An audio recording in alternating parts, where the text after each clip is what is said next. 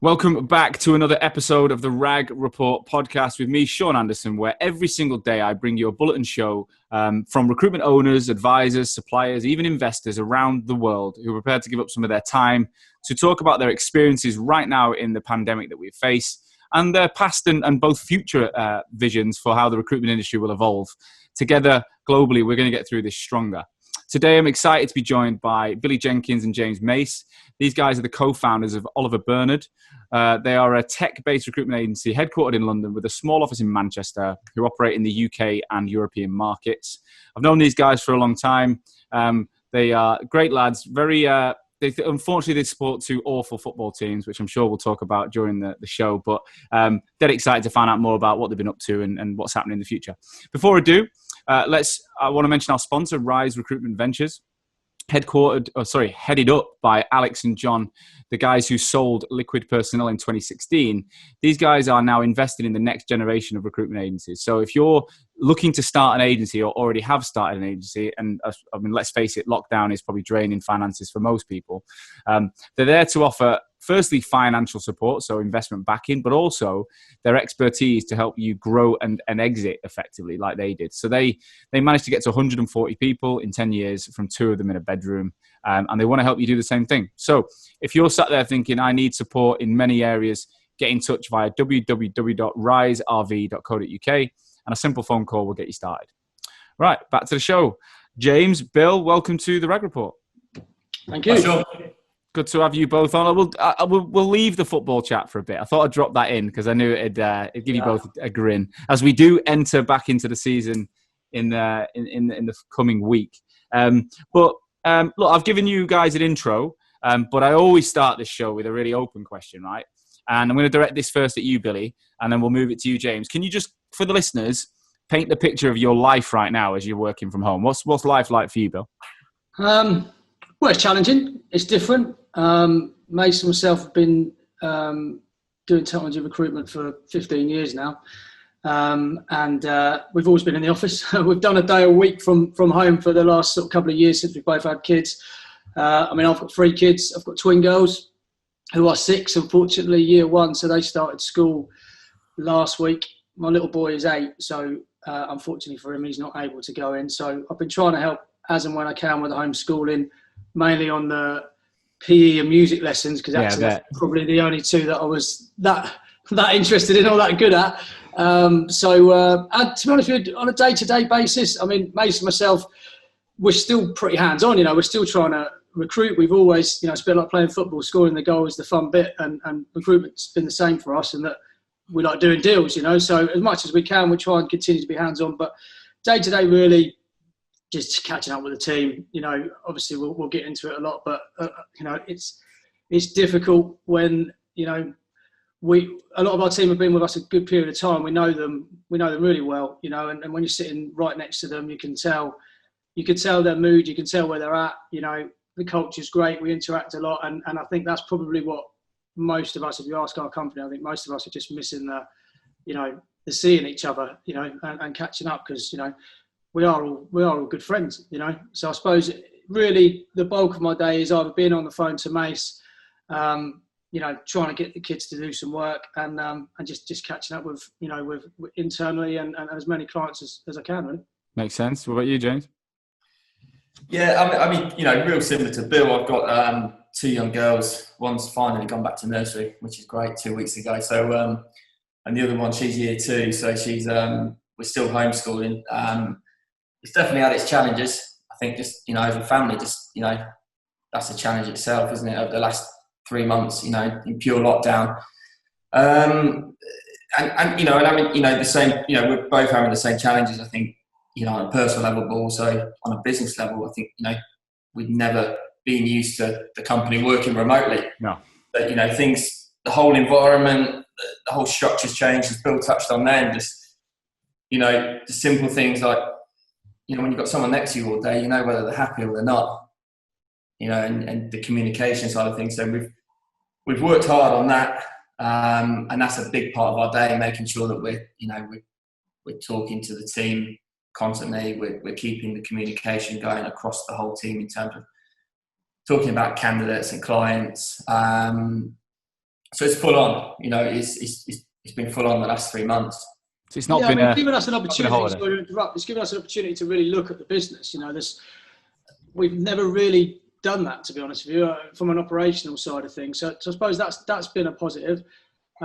We've pushed a lot more on our events since we've always run tech communities, Agile London being our sort of biggest and longest running, which we've been doing since I think 2011. We've now got 15 different communities that we run in mainly in London, in Manchester also. We're looking to start doing it in across Europe, mainly Berlin as well. So we've been having a real big push on those. You know, we probably as a business been, you know, one a day pretty much in terms of the different communities and events that we've been doing. So they've been brilliant. One a day? Yeah, I'd say over the last 4 or 5 weeks, most weeks were either 4 or 5 a week. Wow. That's like my pace with this podcast. It's intense. Sounds great. I don't think we can take too much of the credit for it in terms of most of it is run from other people within the business, really, to be honest with you. You know, some of them have really stepped up. Product Agile London, we're doing weekly, QA weekly, JavaScript in London. We've just started a diversity in London group, got PHP tonight. And is it just using things like Zoom, like we're on now, and then bringing everyone together? Yeah, getting a speaker? Yeah, I mean, we've always done them on site. You know, Agile London, we sort of host every other month pretty much on site at, you know, a tech focused company in London. And the hosts usually provide the speakers, provide the location, provide food and drink. So we don't actually have to do that much, to be honest. We just take a bit of credit from organising it. And some of the others, JavaScript in London, the CTOs in London, they've been on-site events that we have been doing for a few years now. But it's all moved remote, which makes it does make it a bit easier. But obviously, you miss the sort of the interaction and the, you know, having a beer at the end sort of side of it. Great that you're doing it though. There's so many agencies that haven't done anything, that have just sat back and hope this is going to go away, right? And you guys it sounds like you're taking it head on and having a go. What I want to do with you, I want to find out a bit more about the early days. So how did you two get to know each other? Did you work side by side in a previous company? Tell us that story. Yeah, so me and Bill started roughly, I think I started 3 months before, didn't I? A smaller tech recruitment agency called MA Associates. Right. So we met there, worked together from pretty much day one, didn't we? On Java and JavaScript, the main markets that our current business is built around. And we did it for, 4 or 5 years there. 2005 to 2010, yeah. 2010, and I think quite a few people, you'd done it for quite a while. We understood the market really well. We thought, now was the time to really give it our best shot, really, do it ourselves. I think for us, both our dad, we're both working class, and both our dads own their own companies. And I think it was always something that we wanted to do. We loved, especially our old bosses we got on with really well, still do. So we didn't leave with any sort of bad feeling or anything like that. But I think they always knew it, and I think in the back of our mind, we always felt, we'd like to give it a go ourselves. To be honest with you, when we set up, we didn't have a problem with it being the two of us and staying the two of us, really, to be honest. We just sort of wanted the flexibility to, do it our own way, make our own decisions, cock a lot of things up. What was it like in 2010? What did you need to start the business back then? Because it's very different 10 years later. Like, what can you remember? I mean, we put in, what did we put in? It was like $5,000. Well, it wasn't even that. It was $4 or $5,000 each. We had a little office in just outside, more Holloway than Angel, actually. I'd like to say Angel, but it was more Holloway, which was just by where we both lived. It was a pretty small office, and we had a phone and a computer. We didn't really have anything at all in terms of getting us going, but we'd done the same markets, and I think it's sort of stood us in good stead long run, in that, the last sort of 2 or 3 years at MA, I was really focusing purely on JavaScript. And we'd both done Java together for sort of, a few years before that, and Mace continued to do so. So we had a pretty good, I suppose, name in the market, We hadn't really covered much, many other markets at all, or any other programming languages. We'd just done Java and JavaScript. So when we set up, that was where our focus was. Obviously, it's tough because the first 6 months, with your stricter covenants and stuff. And I say we were speaking to our old bosses quite a lot, so it wasn't like we left and then that's like, that's it, So, so we were very wary of that and cautious of that. And so I suppose for the first 6 months, we were just trying to get on some new clients that we hadn't worked with previously. But we were always quite confident that we had some really solid relationships, and we were able, fortunately, to go back to, 10, 12 really, solid clients after that point. So the first 6 months was tough, but then after Did you make any money? Did you do any deals in that first 6 months? We did a couple, didn't we? I remember the second one dropped out, and I remember being in the pub together and just thinking, like, a dropout when you just started on your second deal was quite a big deal. Oh. I remember the candidate, I'm not going to say his name, but and actually he's a real good guy. He's working for us at the moment as a contractor. But I remember that stung a bit. But we did a few in our first 6 months, but the second 6 months, the market really picked up quite quickly. I mean, we built just under $1 million in our first year, because I looked at it because we have our end of year presentation. Between the two of you? Just two of you? Yeah, we did 9. We just missed it. We did 900 and it was like 980 something or 990. So we did really well. We built really well first year. Like I said, we had some really good clients. And just stop a sec. Right, what does that feel like when you do just under $1 million between two people in year one of your business? Like, did you sit there and have a few drinks and go, that was pretty good? Unfortunately, which we'll probably get into, we're not really ones for sort of looking back or really celebrating. I'm sure our staff will probably back this up, that we're not always the best at sort of really celebrating what we've done or what the business has done. And but when it's just two of you, surely, Macy, what do you like at the end of that year? I think we had, we're both very much like, we'll have a brilliant month, and it's the same with the team in the office. I think sometimes we could be better, and we could be better at praising people. And I remember we had one unbelievable month where we just done an unbelievable amount of money. We built an unbelievable amount of money, and we went to the pub and we looked at each other like, did we really do that? And it was brilliant. It was a brilliant feeling, but we didn't. We were back in the office the next day at 8 a.m. And we'd probably have we were cracking pints and then go home. Yeah, it was quite simple actually when we first started up, because there wasn't really much to the business. It was come in, get clients on, manage your clients effectively, and build. So it was nice.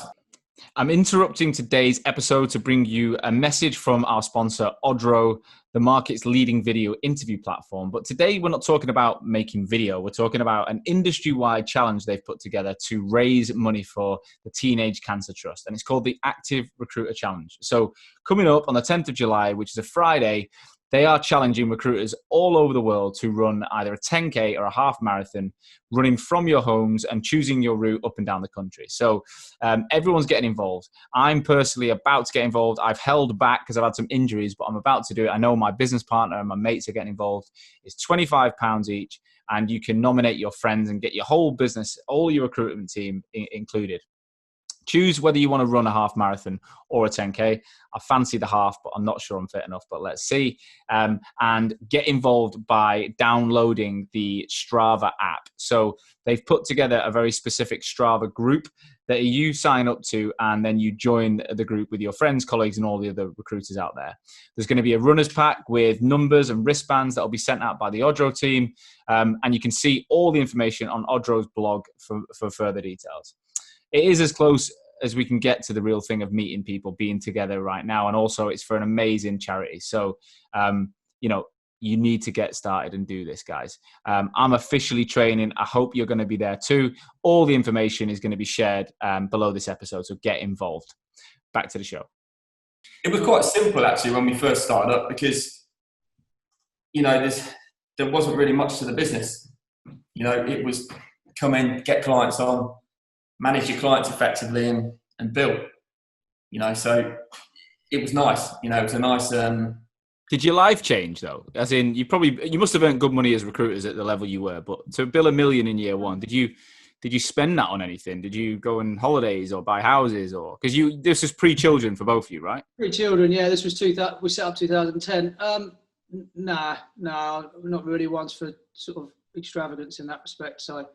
Not really. I mean, we'd probably left quite a lot. I mean, at that point, we were sort of like, actually, we feel like there's probably more than just us two here. We're drowning a bit, and we've always tried to sort of as much as we can, sort of service the clients as best we can. You know, I mean, I would say we had some really good relationships, and I suppose that's something that worries me going forwards a little. We've been trying to both do Zooms with clients and have a beer with clients or coffees and stuff over Zoom, but it is difficult. And you know, that sort of relationship side in terms, you know, I went to some of my clients' weddings and stuff like that, and you know, we had some, and we still do have brilliant relationships, but I suppose the whole, and that's sort of the point of the community, the whole sort of interacting and face-to-face side of it, we love. You know, that's a big part of why we do it. But yeah, sorry, in terms of your original question, not really. It's, we're, you know, we're sort of You're like the most humble two guys I've ever met. You're like, nah, just had a pint, went home, that's it. Yeah. Pretty much. I think we've always got the mindset of, you know, we could do better. You know, it's great, you know, and it's brilliant. And I think we're the same now. You know, we're never really completely happy. You know, I mean, we are happy, you know, and we've got a great life, team. but not in work. You always feel there's always more we could be doing. You know, that's so, good.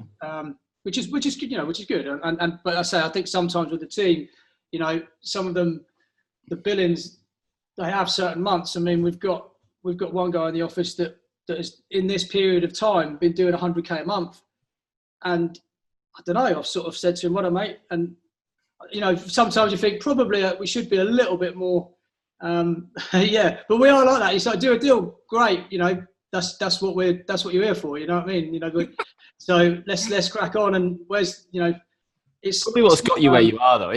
In a way, you're right. We all need to evolve. I think I'm quite similar, but that attitude of just next one is why you are really good at it, right? If you sat there and took too long to enjoy what you're up to, you get complacent, you miss out on what's coming. So how did you move into growing people? When did you start thinking about taking people on?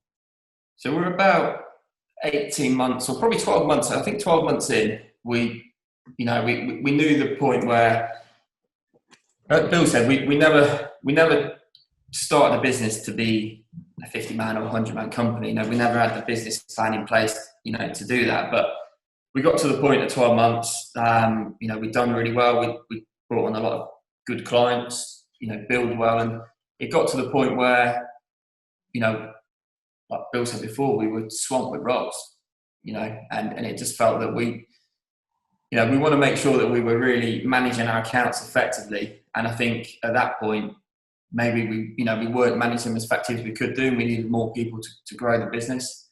So 18 months in, we moved offices.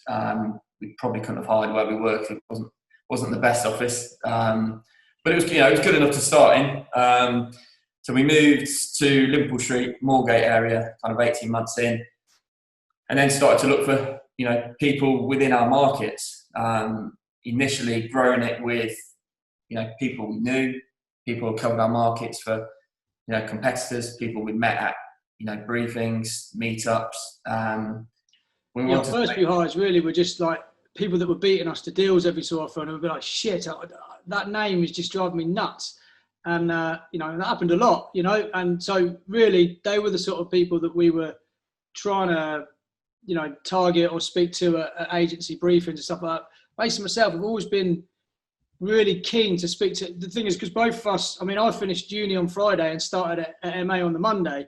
So I didn't know any other agencies or any other businesses. And we've always really loved just meeting and speaking to people in our sector, you know, and finding out about their companies and how they do things. And everyone, you know, most people we meet are really happy and keen to share. And, you know, we've all had the same challenges and stuff like that. So, yeah, so I suppose that was sort of what it come from. How do you attract them? How do you get someone who's beating you on the billings when it's just, but they're in an agency and there's just two of you in Angel? How do you get someone in?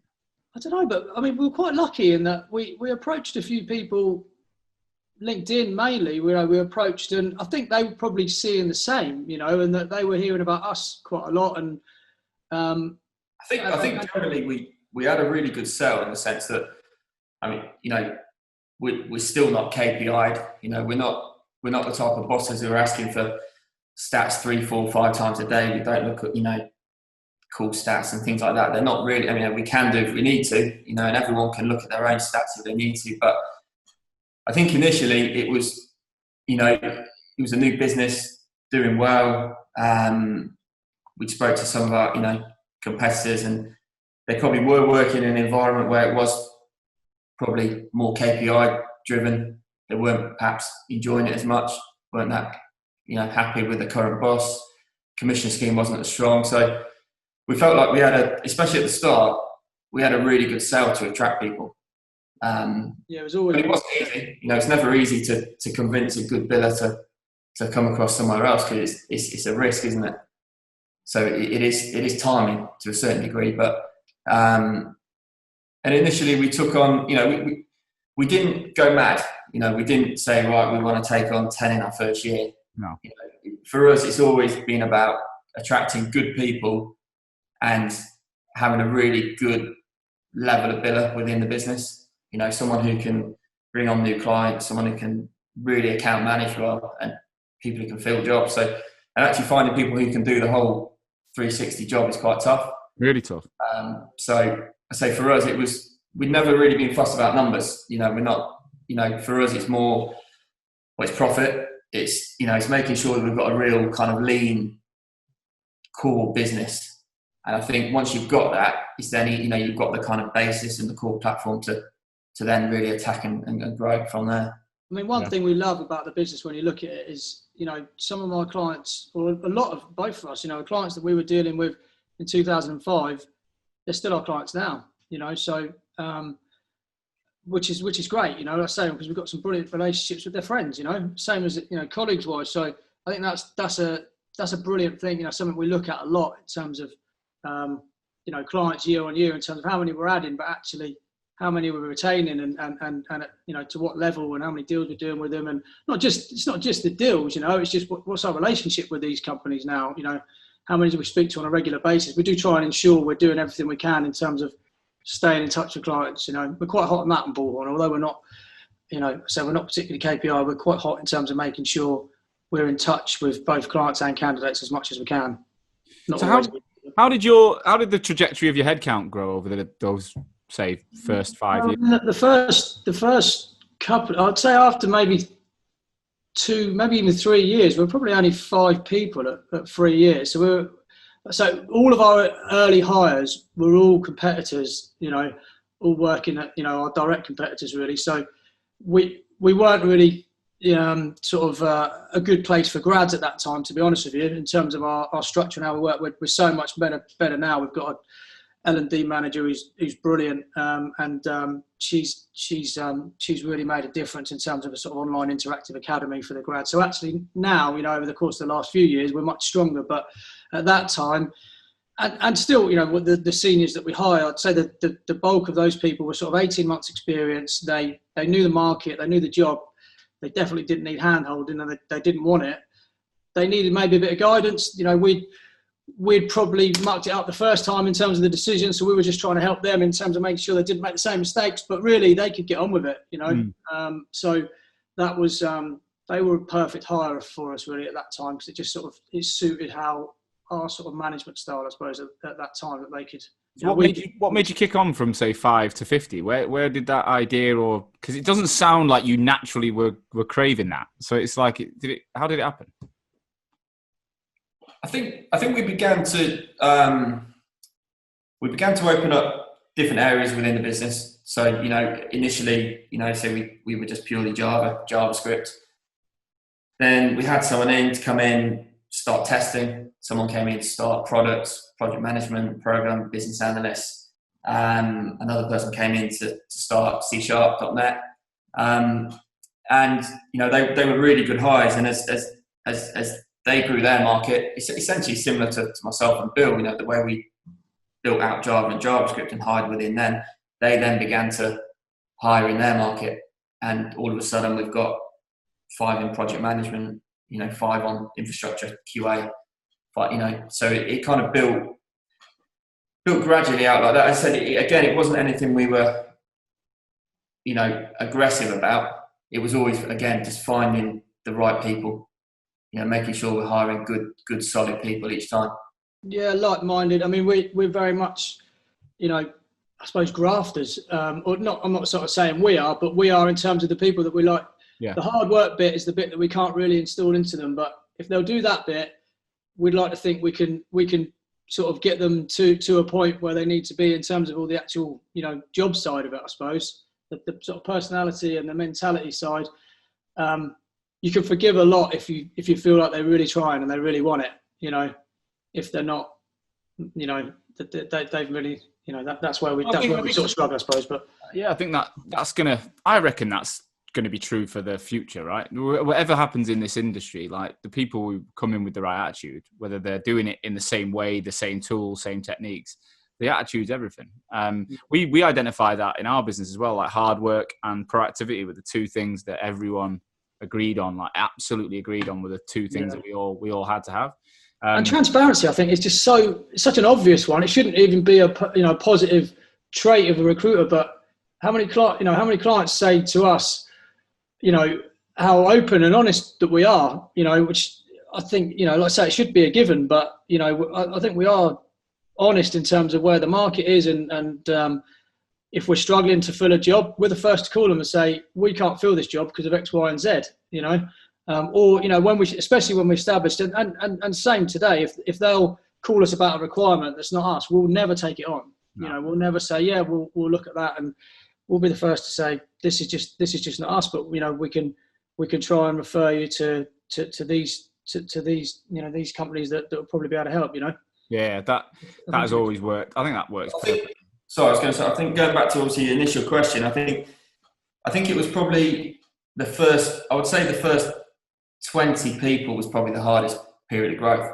I think, once we got over that and we had that initial kind of solid team of 20, really good consultants, it was a lot easier for me and Bill to look at the business as opposed to always having a head in the business, trying to build constantly, trying to get clients on, manage the team, whereas we could, take a head out of it a tiny bit and actually think about how we're going to grow the business. So, and also we had, real good people to help us, develop these juniors, because I think it'd be very difficult for us to got to 50 with,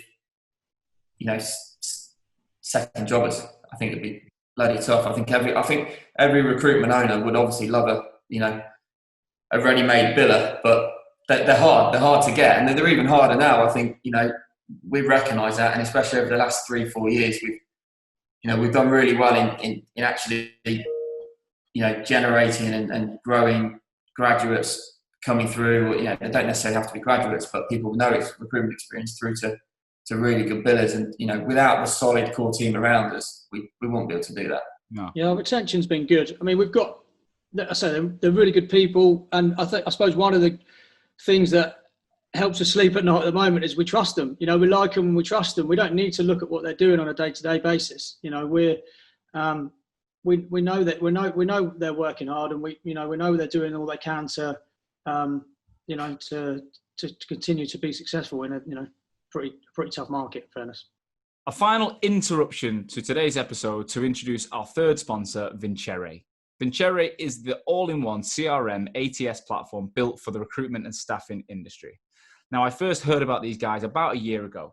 The amount of prospect recruitment agencies and clients I was working with that were telling me they were moving over to Vincere, I had to look into it. And what I found was a business that had a global reach with multiple offices around the world. So they've got this follow the sun methodology, which allows them to support recruitment businesses wherever you are and be in your time zone. But the technology that they've invested in is becoming a disruptor in the space. More and more recruitment businesses are doing this to give their recruiters a competitive advantage.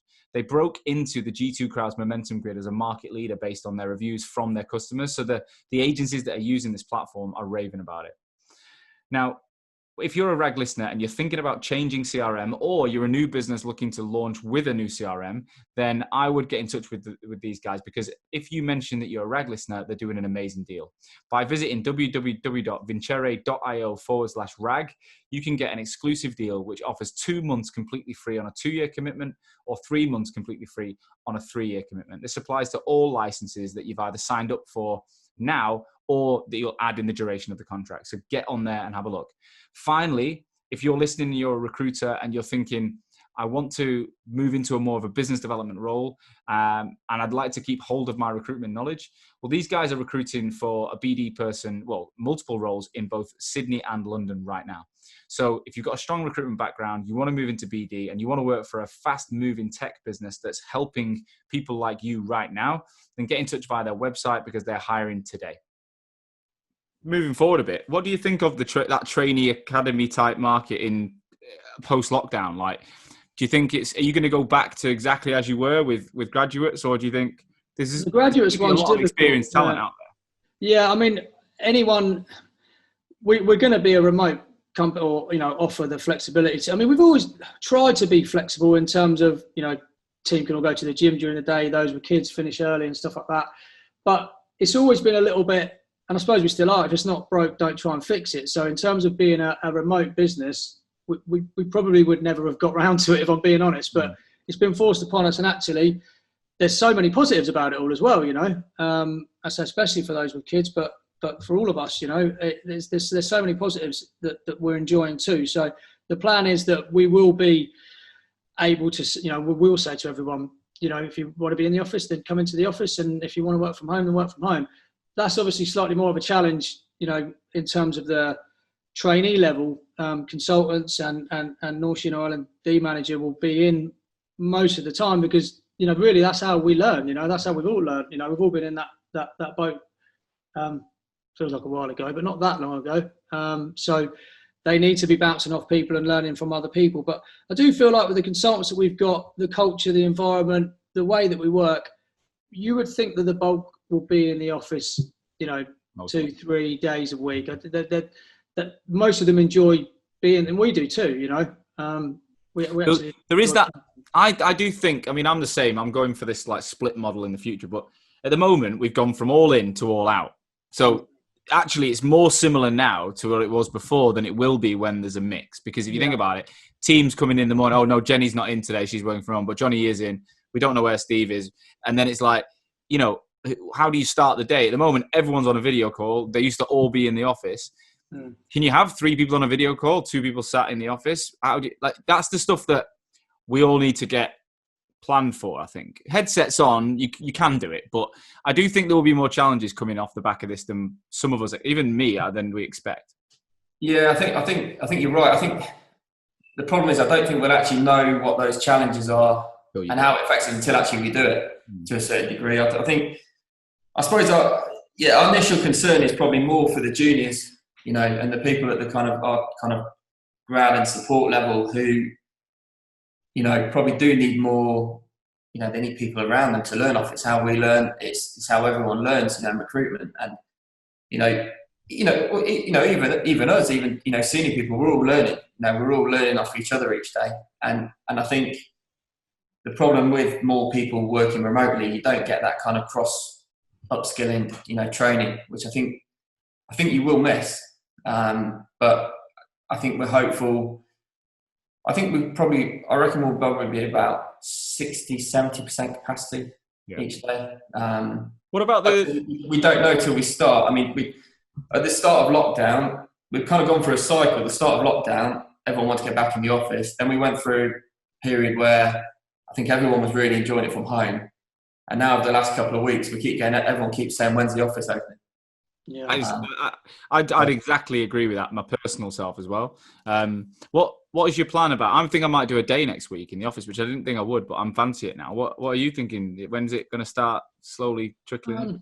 I mean, we're in no major rush in terms of we can do everything that we need to do from here. Our problem's not that we're working from home. The problem is the market's pretty tough. But there's no real reason to rush back in. I mean, a lot of our, you probably say the average age of our company is like late 20s, early, it's a fairly young business, and a lot of them are just started, have got very young kids, or they're, Mrs. might be pregnant or whatever it is. So they're pretty reluctant, they've pretty much all, not all of them, but you'd say the large majority of them have to take trains, underground to get into work. So, I don't know. We're sort of waiting a little bit, but I think we're in no major.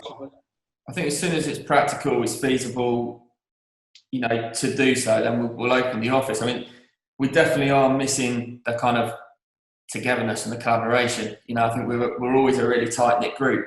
You know, everyone's in the office at 8 a.m. You know, a lot of the team, they're social together in work, whether it's the gym or outside of work. So together as a company, I'd say we're quite close. And I think we do miss the kind of togetherness and what actually that adds to your business as well. So I think it is important to have that kind of office headquarters, you know, so people can come in and I think people want this. I think people are fed up of working at home full time now, aren't they? Yeah, especially when it's not like retention's been good, and I think that's partly due to the fact that when you are struggling a little bit, at least you can come into the office and, you know, have a bit of a laugh and, you know, take the mickey out of each other a little bit, and whatever the case may be, you know, to sort of get you through sometimes, and it will pick you up. Whereas at the minute it's tough and you're just staring at the same four walls. It's much more difficult. So I suppose that's one of our concerns is the culture slightly changing, and you know, we don't say it was never broke, so we weren't trying to fix anything previously. So you know, and so I say a lot of our consultants have been with us 4, 5, 6, even 7 years, some of them now. So it's all going to be a wait and see. One thing you did mention, Bill, before when we were off air was about your approach to checking in with people, which I thought was quite interesting because, you know, you've been really open about the fact you two just crack on. You're pretty straight. You're humble guys. You're not massively excited when people do mad deals, but deep down, you obviously care, and you want to build. You care about your people a lot. It comes across so clear. How are you actually getting to find out how people are now? Like you mentioned it to me last week. I think it's something about like, you know, you're checking in with people. It's different. What can you explain a bit more about that? It's different in that, like I said, we are a little bit old school, for want of a better way of putting it. And, you know, probably a couple of years ago, I don't think I'd ever said to someone else, you know, how are you? You know, it's not really something that I would ever really, you know, do or say, you know, which I know is wrong, you know, but I suppose you just sort of, and like I say, when you're sitting next to people or near people all day, you know, if the guy sitting next to me is a bit down, I'll just go and grab a coffee with him. You know, I can tell straight away, you know, as soon as he walks through the door. And I suppose just calling people actually just to sort of say, you know, how you doing? You know, sort of really sort of finding out about their mental health is something that it's a struggle for us. You know, it is difficult for us because it's not really something that, you know, not really something that we've had to deal with as much as you know, a lot of our team are at home on their own all day, you know, and it's difficult. We're really trying to convince them, you know, take breaks, do exercise, take holiday. I mean, how many of them are not taking a holiday? You know, we do end of week meetings with a team every Friday afternoon, and we're like, no one's taking a holiday this week, you know, but we're speaking to you and we know how pissed off some of you are with certain things. Take a few days off, you know, just get away from it for a few days and then come back to it. But like I say, I suppose that's one of the issues is while you're sitting in front of your desk and, you know, lunch takes 5 minutes, you know, whereas we all go out, you know, everyone in the office goes out for lunch, you know, there's stuff like that you miss. But yeah, I suppose in terms of, so I'm not really answering any question, but in terms of... It's different. That's what I mean. They're asking another guy or lady that, you know, how are you? If that's not something you naturally say or you have said, that. So you've learned a lot about yourself really in that you can do it. And you've got to do that moving forward now. Like mental health awareness is so high right now. You can't afford to go back, I don't think, to being just ignoring that stuff, especially in the post-COVID world. It's going to affect people in a way that we don't even know yet. Yeah, I think there's been a lot of positives. You know, like obviously people aren't rushing and making those hour and a half trips to the office each day and back, and you know they're probably not stressed. You know, from you know, there's definitely some stresses which I think, you know, has been a positive out of this. But you know, on the flip side, there's, you know, I think people have just missed the office and what they actually get from going into a team environment. You know, I think that is that also can affect your mental health as well. You know, in a kind of negative way, really. So we are conscious that, you know, some people probably coping with it better than others.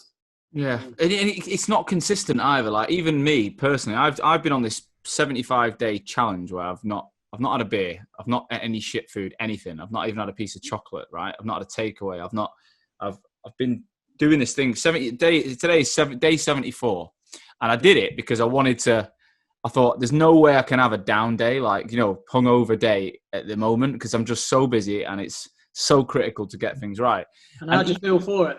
I do feel really like, gotta be honest, I feel great. Like, I'm physically and mentally so clear. Like, you don't wake up with that kind of, I don't know, I'm just springing out of bed basically. And I feel like I've got more energy at night than I've ever had. But I'm still, because I'm at home, you still feel the highs and the lows of the business feels different. Like, it just feels different. Like, you don't get that buzz off people that you would get when it's high, and you don't get that support necessarily when it's low. Like, you get a bit of bad news or something happens. So I think your teams are going to experience more than we are because they're not as experienced. They don't own the company. So it's like the roller coaster of emotion, I'm sure, in every one of our people is crazy right now. We've done our Zoom chats and stuff like that, but they're difficult. When there's more than 5, 6 people on them, it's hard, to really sort of catch up with people properly. So, I mean, hopefully a few of the golf courses are starting to open up a little bit. So we're hoping, depending where people live, we're going to get out and start seeing each other a little bit more and spending a bit of time together over the course of the next few weeks. Obviously, football's starting in a week or so, so I'm sure we'll be interacting and talking about that quite a lot. I mean, as a United fan, I'm slightly reluctant for it to start. To I was hoping they were just going to forget the whole thing. As a Liverpool fan, it's taking the edge off Macy, isn't it? You can't. It doesn't really count, does it? You can't really have it this year. It's going to have to be. We have to wait 31 years, aren't we? It's always going to be that trophy, that coronavirus one, isn't it? Hey, it's always going to be that trophy you won when the coronavirus hit, and that dampener. You forget about it in a couple of years. Yeah, I mean. A few years ago, I thought it would never happen. I actually thought, because I was getting Mace a 30th cake this year as well. And I actually said about 3 or 4 years ago, I was saying, I think I may die before Liverpool win the league, which I'm really hopeful that might happen. That on my deathbed, I'll be lying there and thinking, at least I never saw that. But unfortunately, I think I might now see it, which is a shame. But yeah. You never know. They still might call it off. We got to hold out some hope. We just need the next 2, don't we? Next 2 games, that's it. But yeah. Well, City, Arsenal as well. We get beat. You've only got to win one, haven't you? Yeah. We're at home. We should win that, but you never know. It's been a funny one because I remember joking with Amir, who's a Liverpool fan, in like February, March, saying, "You're not going to win the league anyway when coronavirus hits. It's going to stop." And I was genuinely like taking the piss. And then when it started to eventuate, I was like, wow, this could. What I did say is, if that happened, it's because the world's fucked. So I don't want it to happen. But it is. Do you know, football's going to be. I don't think we'll be back in stadiums next year. I don't think they'll be back in for the start of the season. They keep saying they're trying to, but I don't think they're not going to be able to. There's just no chance. I think it's we could have a whole year of behind closed doors, I think. Yeah. I think it's just great to get it back on TV, isn't it? Yeah. I think even with no fans in the stadium, I just think. Yeah, it's just great to have. All these little things are just little wins, aren't they? Every sort of 5 o'clock when these briefings happen, which generally I try to miss, but just little things each day. Just they make it. The little wins, aren't they? At the moment, they make a difference, and the football is one of a few things which are starting to help us sort of. Well, I actually hope you win the next 2. Let's get it done. Let's get you out the way, and then we can just enjoy the neutral element of football, like. Let's not drag it out any longer. I can't be out. I'm hoping they lose them all. I don't know. It's just not. We'll win the next couple. With Klopp at the helm, new contract. Next couple of years, yeah. Well, we'll see. We'll see. No one's got any money to buy our players now, have they? No one really wants to buy anyone. I don't know. I don't think you can ever say City haven't got any money, have they? The one thing about City is apparently we've got more money than UEFA, which is why we've got a bigger legal team than UEFA, which is why we probably won't get banned for a few years. We'll pay our way out of it, I reckon. Yeah, Look, guys, I'm gonna have to wrap this up. It's been a pleasure. What I love about this show is, everyone's got their own style. Even though everyone talking to is recruitment owners. You two strike me as the kind of like the most classic recruiter who gets on with the fucking job and then goes out and does a really good job and makes a good living. But not many like you I've met have gone on to building like 50-man businesses. I'll be honest, they've not. They've typically kept it quite small. They've not been bothered about building teams, and they've just had a really good life, like really big billings and earnings. So you've done something remarkable. And I think you've kind of done it by just sheer graft and keeping your head down, which is, you should be proud of it, really proud of it. Plenty of luck as well. We all need that.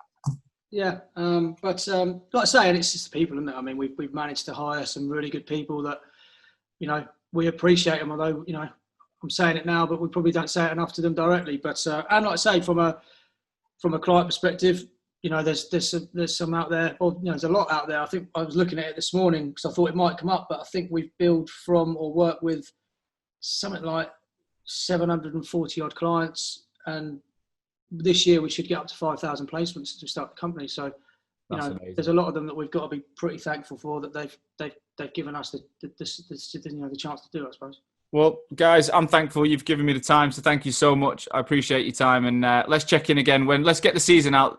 Let's get this shitty few weeks out of the way, and then we'll catch up. Guys, I'm glad. We'll still be on 20. Let's leave it at that. We'll still be on 20, even if they're on 19. So it's not all bad. That's true. I hate you both, so let's leave it at that. But anyone listening, I hope you enjoyed today's show. Forget the football comments, but I hope this is give you some insights into the different ways everyone's approaching it, and the honesty that this industry shares on a day-to-day helps each other. If you did enjoy the show, I don't ask you to pay to listen. I ask you to share it. So give it your boss, your mates, your colleagues, pass it around. I want more people listening, because together we're going to get through this pandemic and the new world in a much better shape. I'll be back again tomorrow with more stories from recruitment owners around the world. In the meantime, stay safe, and I'll see you soon.